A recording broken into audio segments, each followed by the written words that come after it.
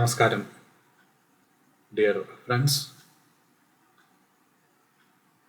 ഒരു വലിയ ഇടവേളയ്ക്ക് ശേഷം നമ്മൾ വീണ്ടും ഒരു ഓൺലൈൻ ക്ലാസ്സിൽ കണ്ടുമുട്ടുകയാണ്. ആൻജിയോസ്പേംസിൻ്റെ എംബ്രിയോളജിയാണ് നമ്മൾ പഠിച്ചുകൊണ്ടിരുന്നത്. ഫെർട്ടിലൈസേഷൻ വരെയുള്ള ഡബിൾ ഫെർട്ടിലൈസേഷൻ വരെയുള്ള ഭാഗങ്ങൾ നമ്മൾ കണ്ടു കഴിഞ്ഞു. ഇനി അവശേഷിക്കുന്നത് എംബ്രിയോയുടെ ഡെവലപ്മെൻറ്റ് ആണ്. So today we move on to the structure and development of Dicot embryo. ചിത്രത്തിൽ വിശദീകരിച്ചിരിക്കുന്ന കാര്യങ്ങളൊന്ന് ഓർത്തെടുക്കാൻ ശ്രമിക്കുക. ഒരു സെക്ഷുവൽ റീപ്രൊഡക്റ്റീവ് സൈക്കിളിൻ്റെ വിശദാംശങ്ങളെല്ലാം തന്നെ ഈ പിക്ചറിൽ കൊടുത്തിട്ടുണ്ട്. നമ്മൾ പഠിച്ച കാര്യങ്ങൾ ഒന്ന് ഓർത്തു നോക്കുക. ആന്തറിൻ്റെ ഡെവലപ്മെൻറ്റ്, അതിനകത്ത് പോളൻ ഗ്രെയിൻസ് ഡെവലപ്പ് ചെയ്യുന്നത്, പോളൻ റിലീസ് ചെയ്യപ്പെട്ട പോളൻ പോളിനേഷൻ നടത്തുന്നത്, പോളിനേഷന് ശേഷം പോളൻ ട്യൂബ് ഡെവലപ്പ് ചെയ്യുന്നത്, പോളൻ ട്യൂബിൽ നിന്ന് മെയിൽ ഗമീറ്റ്സ് റിലീസ് ചെയ്യപ്പെടുന്നത്, 2 മെയിൽ ഗമീറ്റ്സ് ചെന്ന് ഡബിൾ ഫെർട്ടിലൈസേഷൻ നടത്തുന്നത്, അതിൽ ഒരു ഗമീറ്റ് എഗ്ഗിനെയും രണ്ടാമത്തെ ഗമീറ്റ് സെക്കൻഡ് ന്യൂക്ലിയസിനെയും ഫെർട്ടിലൈസ് ചെയ്യുന്നു. എഗ് ഫെർട്ടിലൈസേഷന് വിധേയമായി കഴിയുമ്പോൾ ഉണ്ടാകുന്ന പുതിയ കോശത്തെ the cell formed by the fusion between the male and female gametes is known as the zygote. Then what happens to the zygote? That is what we are going to study. The embryogeny is the study of the development of zygote into an embryo. The definition is given here. Embryogeny is the sum total of changes that occur during the development of a mature embryo from a zygote or oospore. So, ഒരു സൈഗോട്ടിൽ നിന്ന് embryo develop ചെയ്യുന്ന പ്രവർത്തനത്തെയാണ് നമ്മൾ എംബ്രിയോജനി എന്ന് വിളിക്കുന്നത്. നമുക്ക് ഈ ക്ലാസ്സിൽ 2 കാര്യങ്ങളാണ് പഠിക്കാനുള്ളത്. ഒന്ന്, ഒരു ഡൈക്കോട്ട് എംബ്രിയോയുടെ സ്ട്രക്ചർ, ഒരു യങ് എംബ്രിയോ എങ്ങനെയിരിക്കും, ഒരു മെച്വർ എംബ്രിയോ എങ്ങനെയിരിക്കും എന്ന കാര്യങ്ങൾ നമ്മൾ വിശദമായിട്ട് പഠിക്കണം. കാരണം മെച്വർ എംബ്രിയോയുടെ സ്ട്രക്ചർ, പ്രത്യേകിച്ച് ഡൈക്കോട്ട് എംബ്രിയോയുടെ സ്ട്രക്ചർ പരീക്ഷയ്ക്ക് ആവർത്തിച്ച് ചോദിക്കുന്ന ഒരു ചോദ്യമാണ്. അതുപോലെ തന്നെ embryogeny, how the development of embryo takes place എന്നുള്ളതും പ്രധാനപ്പെട്ട ഒരു കാര്യമാണ്. ഈ 2 കാര്യങ്ങളാണ് നമ്മൾ ഇന്ന് ചർച്ച ചെയ്യുന്നത്. ഓർക്കേണ്ട ഒരു കാര്യം, ഞാനിത് 2 ഭാഗങ്ങളായി തിരിച്ചിട്ടുണ്ട്. ആദ്യത്തെ ഒരു ഇൻട്രൊഡക്ഷൻ എന്ന് തോന്നാവുന്ന ഭാഗത്ത് നമ്മൾ വിശദീകരിക്കുന്നത് എങ്ങനെയാണ് എംബ്രിയോ ഡെവലപ്പ് ചെയ്തത് എന്നും എംബ്രിയോയുടെ സ്ട്രക്ചർ എന്ത് എന്നുമാണ്. വളരെ ചുരുങ്ങിയ വാക്കുകളിൽ അത് നമ്മൾ വിശദീകരിച്ചിട്ടുണ്ട്. അത് നിങ്ങൾക്ക് കാര്യങ്ങൾ ഓർത്തു വയ്ക്കാനും അടുത്ത വിശദമായിട്ട് കാര്യങ്ങൾ പറയുമ്പോൾ ഫോളോ ചെയ്യാനും സഹായിക്കും. അതുമാത്രമല്ല, പരീക്ഷയ്ക്ക് കുറഞ്ഞ മാർക്കിനാണ് ചോദ്യം ചോദിക്കുന്നതെങ്കിൽ ഈ തുടക്കത്തിൽ പറയുന്ന കാര്യം മാത്രം എഴുതിയാൽ മതി. സ്ട്രക്ചറും അതിൻ്റെ ഡെവലപ്മെൻറ്റ് വളരെ ചുരുക്കിയും എഴുതിയാൽ മതിയാവും. എന്നാൽ കുറച്ച് കൂടിയ മാർക്കിന് ഒരു എസ്സേയുടെ ഭാഗമായിട്ടോ അല്ലെങ്കിൽ ഒരു പാരഗ്രാഫ് ക്വസ്റ്റ്യനായിട്ടോ ചോദിക്കുകയാണെങ്കിൽ നിങ്ങൾ എംബ്രിയോജനി വളരെ വിശദമായിട്ട് എഴുതേണ്ടി വരും. അപ്പോൾ അതുകൊണ്ട് അത് 2 പറ്റിയ വിധത്തിൽ പഠിച്ചു വയ്ക്കുക. വീണ്ടും ഒരു കാര്യം, ഇതിൽ എക്സ്പ്ലെയിൻ ചെയ്തിരിക്കുന്ന ടെക്സ്റ്റ് കുറച്ച് ലെങ്തിയാണ്. അത് ഞാനൊരു നോട്ട് കൂടി ആയിട്ട് പ്രയോജനപ്പെടട്ടെ എന്ന രീതിയിൽ എന്നതുകൊണ്ടാണ് ഞാനത് ആ രീതിയിൽ തയ്യാറാക്കിയത്. ഇതേ പവർ പോയിന്റ് പ്രസൻറ്റേഷൻ ഞാൻ നിങ്ങളുടെ ഗൂഗിൾ ക്ലാസ് റൂമിൽ ഷെയർ ചെയ്തിട്ടുണ്ട്. അതുകൊണ്ട് തന്നെ നിങ്ങൾ അത് നോട്ടായിട്ട് പരിഗണിക്കുക, എഴുതിയെടുത്ത് വെച്ച് പഠിക്കുക. ഈ പ്രസൻറ്റേഷൻ 1-2 തവണ കണ്ടതിന് ശേഷം ആ നോട്ട് വെച്ച് വിശദമായിട്ട് പഠിച്ചാൽ മതി. 1-2 സീക്വൻസ് അതേപടി ഓർത്തിരുന്നാൽ വളരെ എളുപ്പത്തിൽ എഴുതാൻ കഴിയുന്നതാണ്. അതോടൊപ്പം തന്നെ മറ്റൊരു കാര്യം, ഡൈക്കോട്ട് എംബ്രിയോയുടെ മെച്വർ എംബ്രിയോയുടെ സ്ട്രക്ചർ നന്നായിട്ട് വരയ്ക്കാൻ പഠിക്കുക എന്നുള്ളതാണ്. വരയ്ക്കാൻ വേണ്ടി മാത്രം draw and label the structure of dicot embryo എന്ന് മാത്രം ചോദിച്ചിട്ടുണ്ട്. അതുപോലെ തന്നെ ഒരു ഡിസ്ക്രിപ്ഷൻ കൊടുക്കാൻ വേണ്ടിയിട്ട് explain the structure of embryo with suitable diagram എന്ന രീതിയിൽ ചോദിച്ചിട്ടുണ്ട്. ഇത് 2 ഇല്ലെങ്കിൽ തന്നെ പ്രാക്ടിക്കലിന് നമുക്ക് ഡൈക്കോട്ട് എംബ്രിയോയുടെ ചിത്രം വരയ്ക്കേണ്ടി വരും എന്നുള്ളത് നിർബന്ധമാണ്.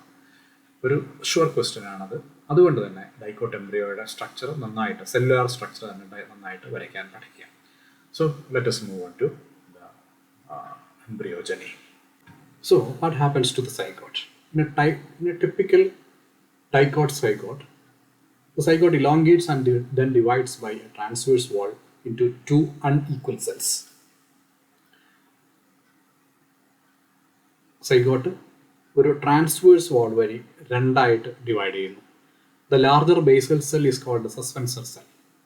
ലാർജർ ബേസൽ സെൽ എന്ന് പറയുമ്പോൾ നമ്മൾ എംബ്രിയോ സാക്കിൻ്റെ സ്ട്രക്ചർ ഒന്ന് ഓർക്കണം. എംബ്രിയോ സാക്കിന് 2 അറ്റങ്ങളുണ്ട്, 2 എൻഡുകളുണ്ട്. മൈക്രോപൈലാർ എൻഡും ഒരു ചലാസൽ എൻഡും. മൈക്രോപൈലാർ എൻഡിൽ ആണ് എഗ് നിലനിൽക്കുന്നത്. ആ എഗ്ഗാണ് ഫെർട്ടിലൈസ് ചെയ്യപ്പെടുന്നത്. അപ്പോൾ മൈക്രോപൈലാർ എൻഡിലാണ് ഈ എഗ്ഗ് അറ്റാച്ച് ചെയ്തിരിക്കുന്നത് എന്നുള്ളത് കൊണ്ട് തന്നെ അവിടെ ഫോം ചെയ്ത സൈഗോട്ടിൻ്റെ ബേസ് എന്ന് പറയുന്നത് മൈക്രോപൈലാർ എൻഡാണ്. അപ്പോൾ the larger basal cell which is known as the suspensor cell is towards the micropyle. അവിടെ നിന്ന് താഴേക്ക് ഹാങ്ങി കിടക്കുന്ന പോലെ നമുക്ക് തോന്നും. The outer towards the antipodal end is termed as the terminal cell or embryo cell. അപ്പോൾ രണ്ട് സെൽസ് ആയിട്ട് സൈഗോട്ട് ഡിവൈഡ് ചെയ്യുന്നു. ബേസൽ സെൽ അല്ലെങ്കിൽ മൈക്രോപൈലാർ എൻഡിലേക്കുള്ള വലിയ സെല്ലിനെ നമ്മൾ ബേസൽ സെൽ എന്ന് വിളിക്കുന്നു. അതിൻ്റെ ഓപ്പോസിറ്റ് താഴേക്ക് അഥവാ എംബ്രിയോസാക്കിൻ്റെ സെൻട്രൽ റീജിയനിലേക്ക് പോയിന്റ് ചെയ്തിരിക്കുന്ന അല്ലെങ്കിൽ ആൻറ്റിപോഡൽ എൻഡിലേക്ക് ഡയറക്റ്റ് ചെയ്തിരിക്കുന്ന ആ സെല്ലിന് നമ്മൾ terminal cell or embryo cell എന്ന് വിളിക്കുന്നു. The suspensor cell divides transversely. Basal cell വലിയ സസ്പെൻസർ സെല്ല് ട്രാൻസ്വേഴ്സ് ആയിട്ട് ഡിവൈഡ് ചെയ്യുന്നു transversely few times to produce a filamentous suspensor of 6 to 10 cells. The suspensor helps in pushing the embryo proper or the terminal cell or developing embryo into the endosperm, because endosperm is the nutritive nourishing tissue developed from the triploid cell developed by the or formed by the fusion between the secondary nucleus and the male gamete. So suspensor എന്ന് പറയുന്നത് ഈ basal സെല്ലിൽ നിന്ന് develop ചെയ്യുന്നതാണ്. The first cell of the suspensor, അതായത് micropylar എൻഡിൽ attach ചെയ്തിരിക്കുന്ന ആ ലാസ്റ്റ് എൻഡ് സെൽ എന്ന് പറയുന്നത് becomes larger and functions as a haustorium. It becomes swollen and enlarged and become a hostorium. The hostorium has wall ingrowths similar to the transverse cells so that they can absorb nutrients from the surrounding tissue. The last cell of the suspensor, അതായത് ഒരറ്റം micropylar എൻഡിൽ attach ചെയ്തിരിക്കുന്നു, അത് ഹോസ്റ്റോറിയമായിട്ട് മാറുന്നു. പിന്നെ 6 മുതൽ 10 വരെ cells താഴേക്ക് ഉണ്ടാവും. ആ താഴേക്കുള്ള സെൽസിൻ്റെ ടിപ്പിലെ സെല്ല്, അതായത് എംബ്രിയോ പ്രോപ്പറിൻ്റെ അല്ലെങ്കിൽ ടെർമിനൽ സെല്ലിൻ്റെ തൊട്ട് താഴെയുള്ള cell adjacent to the embryo is known as the hypophysis. The hypophysis later gives rise to the radicle and root cap later. So these are the development stages of a dicot embryo. Zygote രണ്ടായിട്ട് divide ചെയ്യുന്നു. Unequal ഡിവിഷനാണ്. ഒരു larger basal cell ഉണ്ടാകുന്നു, പിന്നെ ഒരു terminal cell ഉണ്ടാകുന്നു, ഒരു embryonal cell ഉണ്ടാകുന്നു. ഈ ബേസൽ സെല്ല് 5-6 തവണ ഡിവൈഡ് ചെയ്ത് ഒരു സീരീസ് ഓഫ് സെൽസ് ഉണ്ടാകുന്നു. ഇതിനെയാണ് നമ്മൾ സസ്പെൻസർ എന്ന് പറയുന്നത്. സസ്പെൻസറിലെ ആദ്യത്തെ സെല്ല്, ഇനി അറ്റത്തുള്ള സെല്ല് എൻലാർജ് ചെയ്ത് ഒരു ഹോസ്റ്റോറിയമായിട്ട് മാറുന്നു. ബാക്കി സെൽസ് ഇതിന് താഴെ ഇങ്ങനെ താഴേക്ക് രൂപീകരിക്കുന്നു. ഇതിൽ ഈ ടെർമിനൽ സെല്ലിൻ്റെ തൊട്ട് താഴെയുള്ള സെല്ലിനെ നമ്മൾ ഹൈപ്പോഫൈസിസ് എന്ന് വിളിക്കുന്നു. ഈ സ്റ്റേജിൽ നമുക്ക് ഇതൊരു ഐ ഷേപ്ഡ് അല്ലെങ്കിൽ വൺ ഷേപ്ഡ് എംബ്രിയോ എന്ന് പറയാം. അടുത്ത സ്റ്റേജിൽ ഈ എംബ്രിയോ ഒരു ഹാർട്ട് ഷേപ്പായി മാറുന്നു. കാരണം ഈ എൻഡിൽ നിന്ന് 2 കോട്ട്ലിഡൻസ് ഡെവലപ്പ് ചെയ്ത് തുടങ്ങുന്നു. അപ്പോൾ ഇതിങ്ങനെ ഒരു ഹാർട്ട് ഷേപ്ഡ് എംബ്രിയോ ആയി മാറുന്നു. മറ്റേ അറ്റത്ത് സസ്പെൻസർ ഉണ്ട്, സസ്പെൻസറിൻ്റെ അങ്ങേയറ്റം ഹോസ്റ്റോറിയൽ സെല്ലും ഉണ്ട്. ഇനി ഡെവലപ്മെൻറ്റ് നടക്കുന്നത് ഈ പ്രോപ്പർ എംബ്രിയോയിൽ മാത്രമാണ്. പ്രോപ്പർ എംബ്രിയോ വളർന്ന് ആ റാഡിക്കിളും പ്ലിമ്യൂളും ഡിഫറൻഷിയേറ്റ് ചെയ്യുന്നു. റാഡിക്കിൾ എന്ന് പറയുന്നത് റൂട്ട് ഇനിഷ്യേറ്റ് ചെയ്യുന്ന സെൽസാണ്, റൂട്ടിൻ്റെ തുടക്കത്തിലുള്ള സെൽസാണ്. പ്ലിമ്യൂൾ എന്ന് പറയുന്നത് ഷൂട്ട് പ്രൈമോഡിയമാണ്. ഇതിൻ്റെ 2 വശങ്ങളിലേക്ക് കോട്ട്ലിഡൻ എക്സ്റ്റെൻഡ് ചെയ്ത് നിൽക്കുന്നു. അപ്പോൾ ഇതാണ് മൊത്തത്തിൽ ഒരു എംബ്രിയോയുടെ സ്ട്രക്ചർ. ഈ സ്ട്രക്ചറാണ് നമ്മൾ പഠിക്കണമെന്ന് പറയുന്നത്. വളരെ സിമ്പിളാണ്, ഇത്രയും കാര്യമേ ഉള്ളൂ. റാഡിക്കിൾ മാർക്ക് ചെയ്യണം, പ്ലിമ്യൂൾ മാർക്ക് ചെയ്യണം, കോട്ട്ലിഡൻസ് മാർക്ക് ചെയ്യണം. ഇനി ഇത്രയാണ് എൻ്റെ എംബ്രിയോജിനി വളരെ ചുരുക്കി പറഞ്ഞാൽ. നമുക്ക് ചെറിയ മാർക്കിന് എഴുതാനാണെങ്കിൽ ഇത്രയും മതി.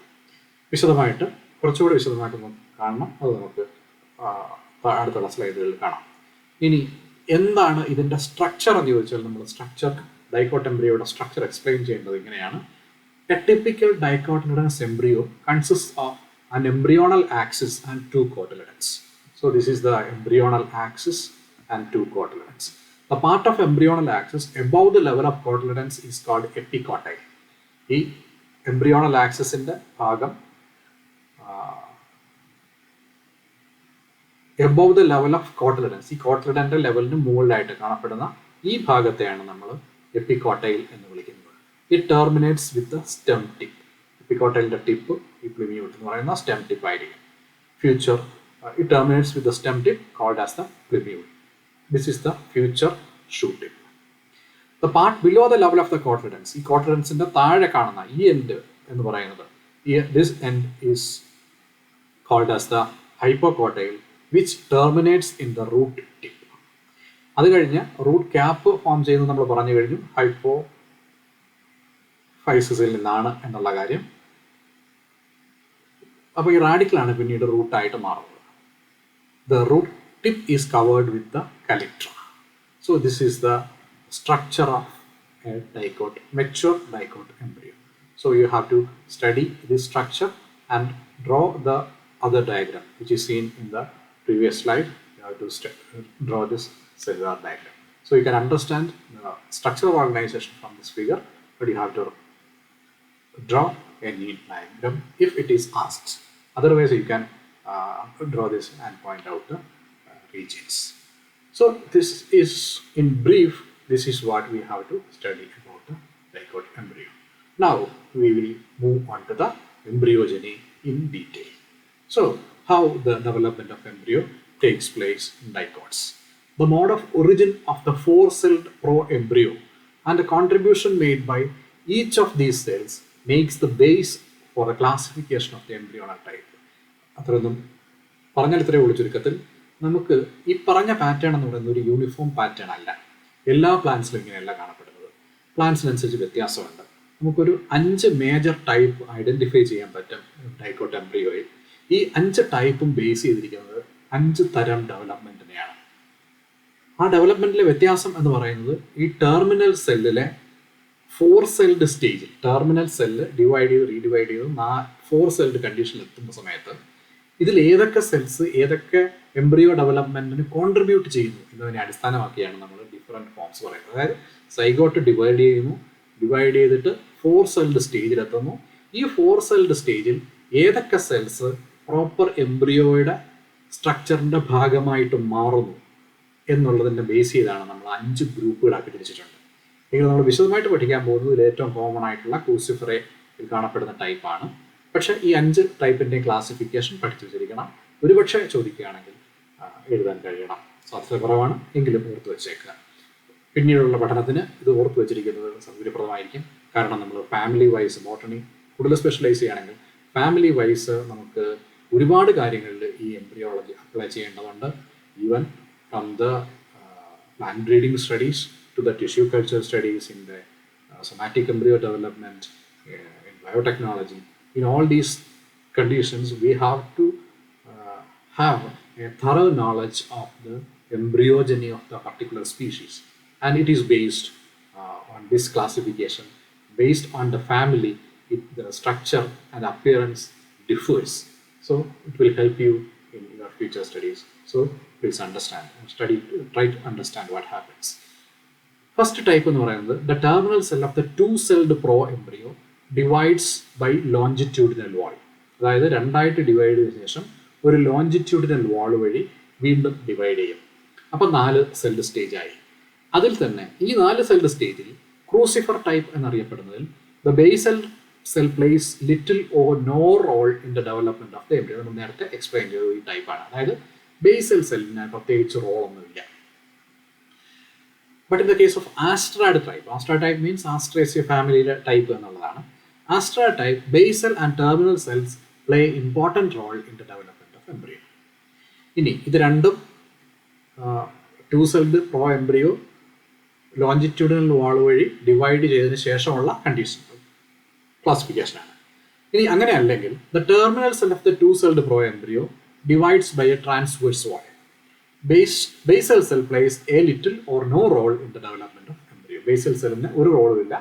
ടെർമിനൽ സെല്ല് മാത്രം, 2-celled pro embryoയുടെ ടെർമിനൽ സെല്ല് മാത്രമാണ് ഫർദർ ഡെവലപ്മെൻറ്റിന് കാരണമായി തീരും. സൊളാന ടൈപ്പ് മീൻസ് സൊളാനേസിയ ഫാമിലിയിൽ പ്രിഡോമിനൻ്റ് ആയിട്ട് കാണപ്പെടുന്ന ഒരു ടൈപ്പ് എന്നുള്ളതിനെ മാറ്റും. The basal cell usually forms a suspensor of 2 or more cells എന്ന് പറഞ്ഞു.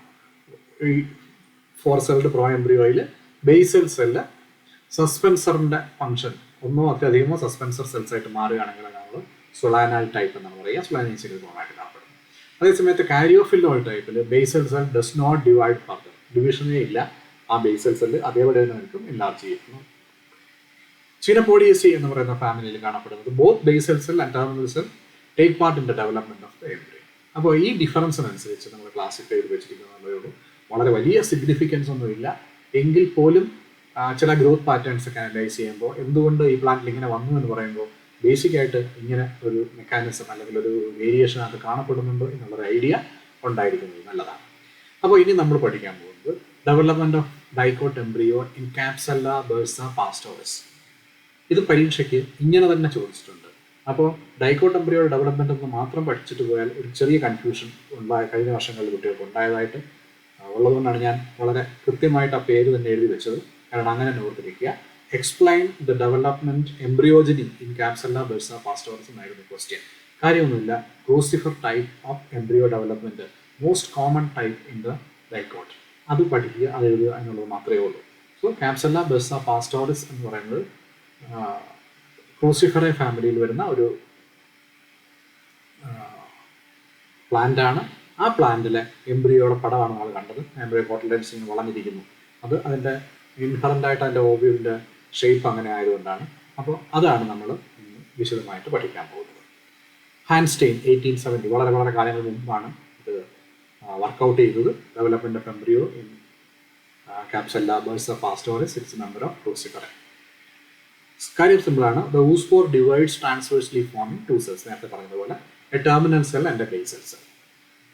The cell towards the micropylar end of the embryo, the basal cell, is the suspensor cell, that is the basal cell, and the other one makes to the embryo, that is the terminal cell.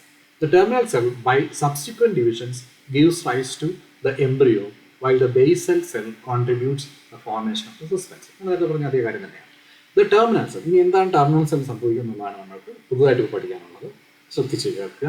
The terminal cell divides by a vertical division forming a 4-celled 1-shaped embryo. നമ്മൾ ആദ്യം കണ്ട അടുത്ത diagram കാണിക്കണ്ടപ്പോൾ നമുക്ക് കാണാം.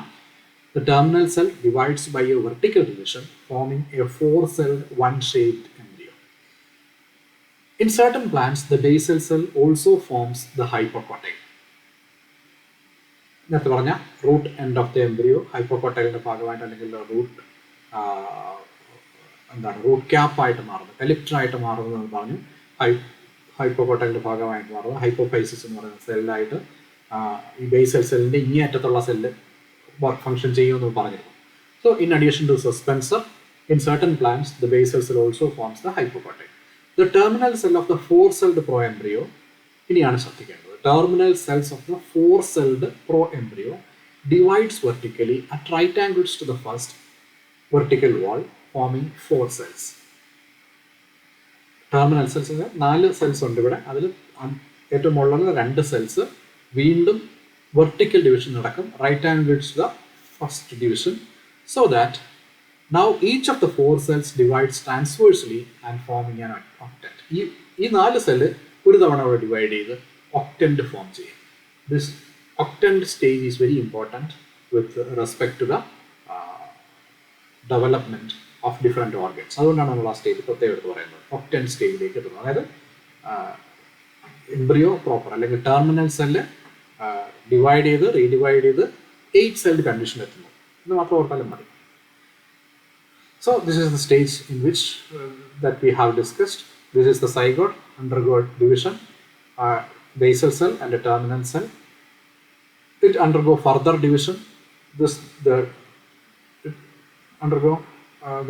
is the suspensor cell, and this becomes the hostorium. It undergo further division and form 6 to 10 cells long suspensor. Then the terminal cell undergo further division and a quadrant is formed. അതായത് ഇങ്ങനെ ഒരു division, right angle ആയിട്ട് division, അങ്ങനെ 4 cells ഉണ്ടാവും. ഈ 4 cells വീണ്ടും cross ചെയ്ത് divide ചെയ്ത് ഒരു ഒക്ടന്റ് ഉണ്ടാകുന്നു. ഈ സ്റ്റേജ് വരെയാണ് നമ്മൾ പറഞ്ഞത്. അപ്പോൾ എംബ്രിയോ പ്രോപ്പർ ഇവിടെ ഒക്ടന്റ് ആയിട്ട് മാറുന്നു. ഇത് സസ്പെൻസറാണ്. ഈ സസ്പെൻസറിലെ ഈ ടിപ്പിൽ ഈ സെല്ല് വേണമെങ്കിൽ പിന്നീട് ചില പ്ലാന്റ്സിൽ റൂട്ട് ക്യാപ്പായിട്ട് മാറാറുണ്ട്, എലക്ട്രായിട്ട് മാറാറുണ്ടെന്നാണ് പറയാം.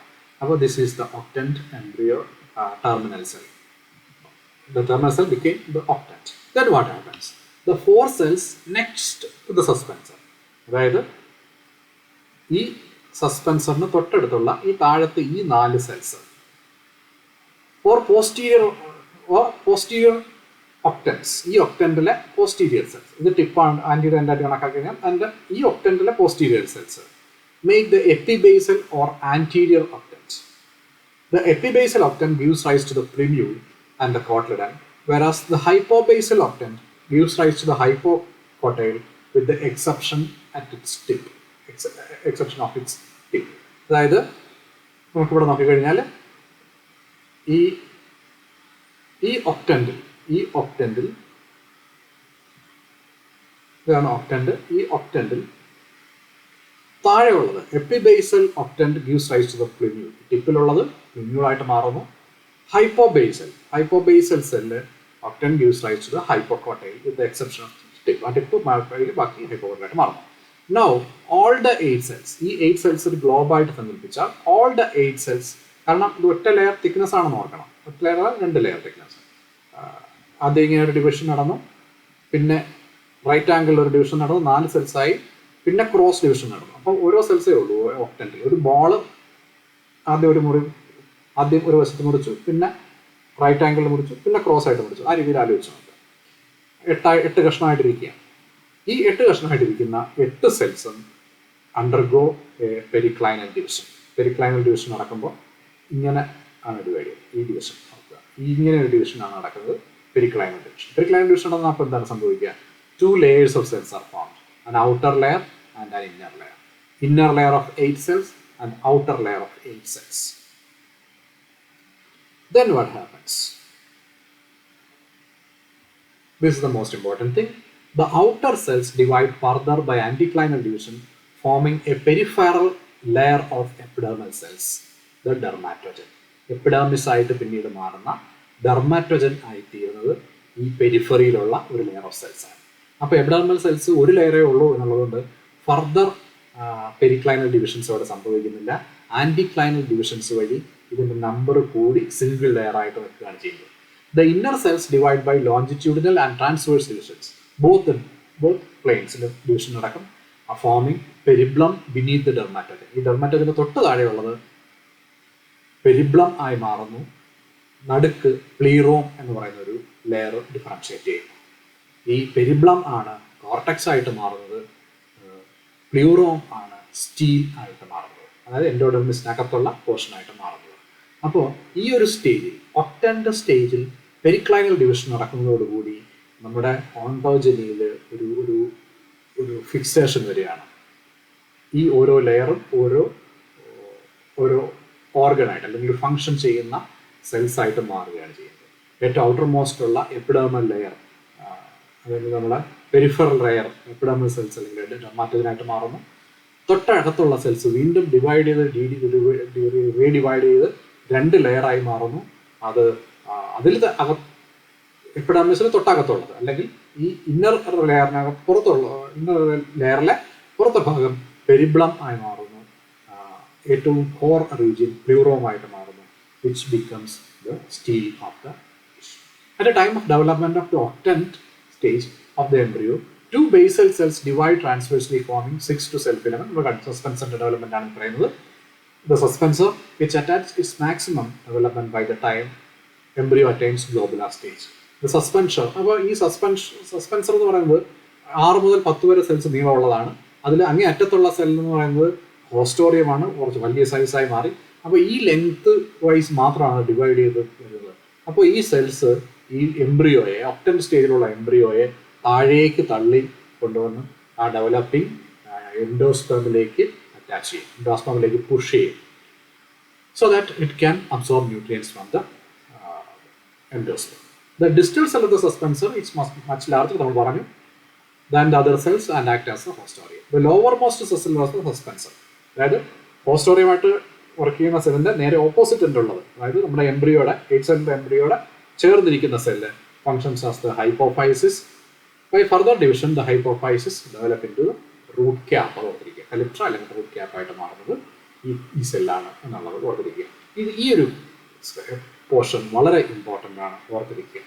ഒക്ടൻ സ്റ്റേജ് ഫോം ചെയ്യുന്നതും അതിൻ്റെ ഡിവിഷൻസും എക്സ്പ്ലെയിൻ ചെയ്തില്ലെങ്കിൽ പോലും ആ ടെർമിനൽ സെല്ല് ഡിവൈഡ് ചെയ്ത് ഒക്ടൻ്റ് ആവുന്നു. ഒക്ടൻ്റ് ആയതിനു ശേഷം അതിൽ ഓരോ റീജിയനും ഫോം ചെയ്യുന്നത് എവിടെ നിന്നാണ് എന്നുള്ളത് വളരെ ഇമ്പോർട്ടൻ്റ് ആയിട്ട് ഓർത്തിരിക്കുക. So, with the continuous growth, the embryo becomes heart-shaped.